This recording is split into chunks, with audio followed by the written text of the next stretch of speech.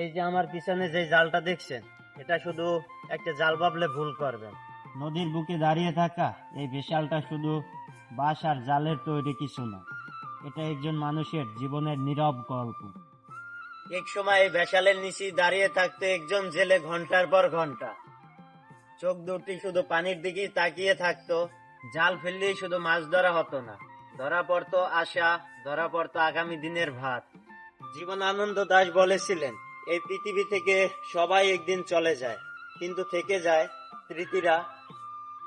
আজ এই ভেসালটা ঠিক স্মৃতির মতোই দাঁড়িয়ে আছে।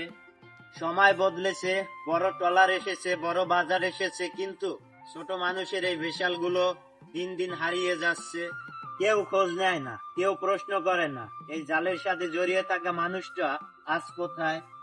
রবীন্দ্রনাথ ঠাকুর বলেছিলেন, যে চলে যায় সে কিছু না কিছু রেখে যায়। এই ভেসাল রেখে যাচ্ছে একটা জীবন, একটা সময়, আর আমাদের শিকড়ের গল্প। যদি আমরা এগুলো ভুলে যাই, তাহলে আমরাও হারিয়ে যাব এই স্মৃতি থেকে।